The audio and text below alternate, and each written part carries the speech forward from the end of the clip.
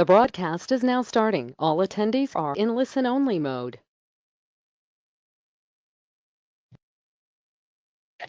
Good afternoon. My name is Marcy Rocky, and I am a research associate at the Office of Community College Research and Leadership, which is led by Dr. Ebony Zamani Gallagher.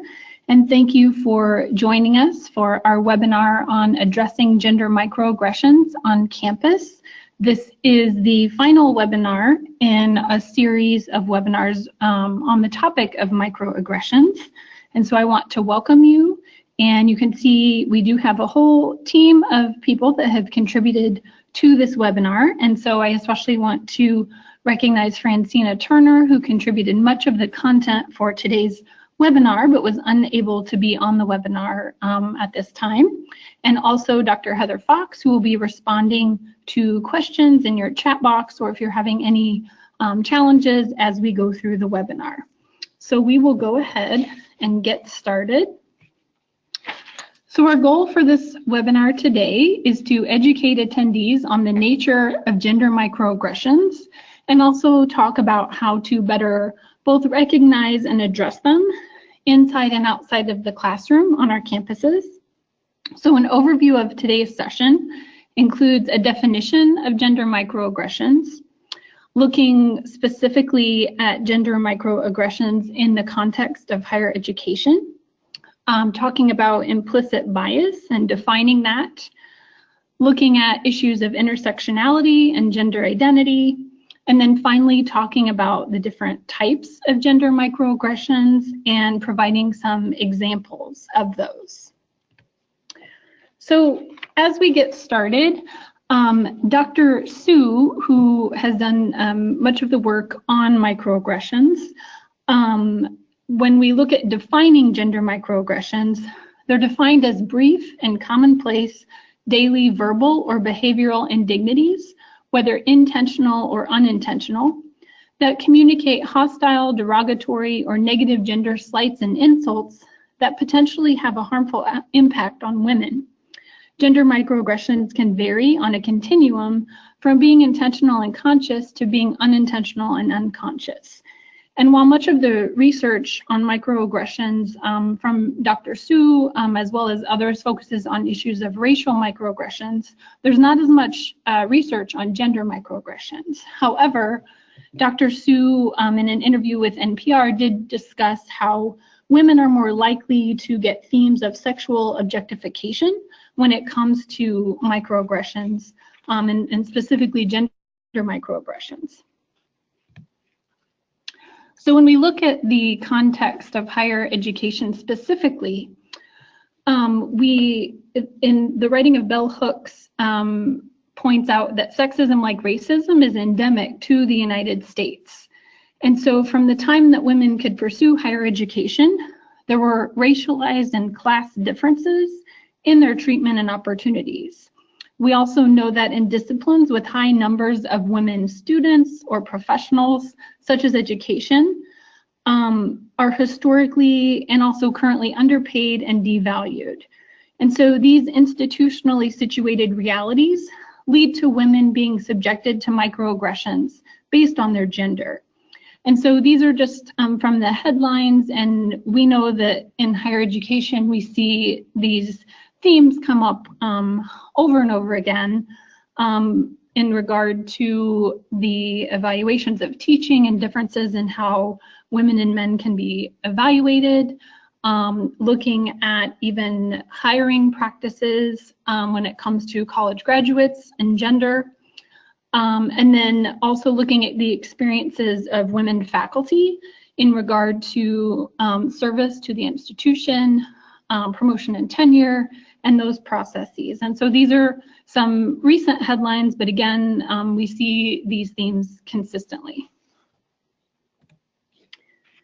And so when we talk about microaggressions, we want to define implicit bias, and this is a definition that we've used consistently throughout our webinar series, but essentially the attitudes or stereotypes that affect our understanding, actions, and decisions in an implicit manner.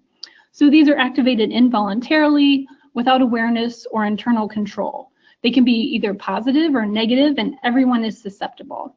And that definition comes from the Kirwan Institute.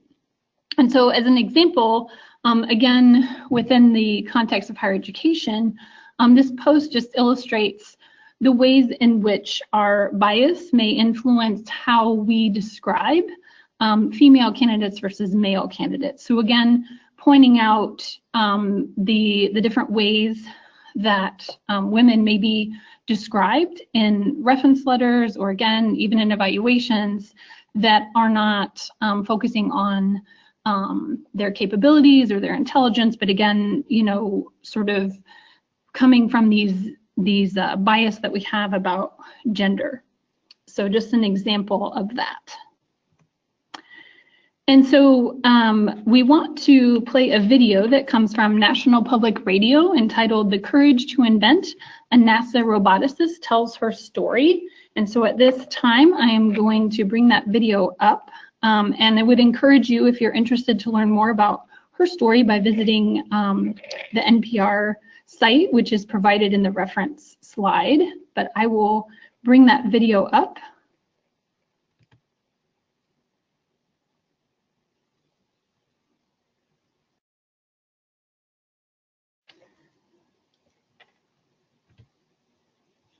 While the focus of that particular NPR video is talking about innovation, again, it really highlights the experience of women, in particular in male-dominated fields, as it comes to gender microaggressions. And so again, if you would like to learn more about Dr. Howard and her experiences, we would encourage you to reference this story on NPR and the video. So we wanted to share that as an example. We want to make sure, as we go through this webinar, that we talk about intersectionality and gender identity. So specifically, there's not one way to be a woman, and recognizing that women do not have homogeneous experiences. And so we wanted to share some of the literature and references surrounding these topics as it relates to talking about microaggressions. So we want to make sure and emphasize that it's important to assert that womanhood is always racialized and further cannot be essentialized as female. And also that while female is a sex identification at birth, woman is a set of social norms that people marked female at birth are taught to perform.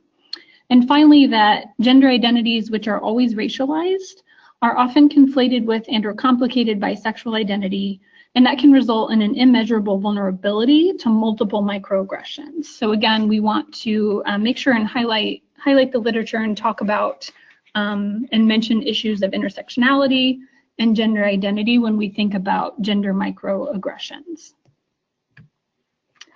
So when we look at the different types of microaggressions as it relates to gender, gender microassaults are often conscious. And so these tend to be more readily identifiable and or punishable if we think about the ways in which workplaces do or don't address issues of sexual harassment. And so these are overt actions or comments that can make the physical space inhospitable to women by using sexist name calling or sexual harassment.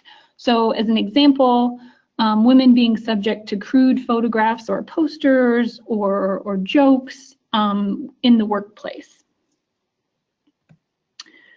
When we think about gender micro insults, another type of microaggression, these are communications that demean a person's gender, and they can often be framed as backhanded compliments. And so a woman pursuing a degree or certificate in welding might be constantly told how amazing it is that she can perform the most basic of tasks. And again, micro insults can manifest as compliments to one female student or an employee that may serve to punish others by proxy. So perhaps praising one student that has a certain communication style that then serves to shame other students that then may be silenced from speaking up. So those are what we're referencing when we talk about gender micro insults. And then finally, the last type of microaggression that we will talk about today are gender microinvalidations. And this is where Gendered communications exclude, negate, or nullify a person's psychological thoughts, feelings, or experiential reality. And so as a part of that, an example would be denying that sexism continues to exist.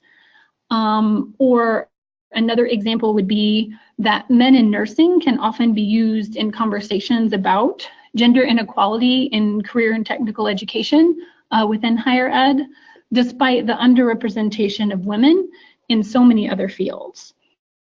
And as an example, again, we think about negating or not recognizing the experiential reality of women. This is just an example recently in the NCAA tournament about how Harvard's women's basketball actually made history 20 years ago, and yet we saw a lot of recognition of UMBC, which also had a significant accomplishment, but that really Harvard women's basketball accomplished that same goal many years ago. And so this is just an example from the posts on social media from that experience recently. And we want to thank you for joining us today again for the final webinar in our series around the topic of microaggressions. This is our contact information if you would like to reach out to us.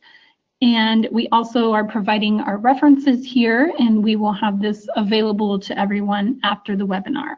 So thank you very much for joining us, and we will be in touch. Thank you.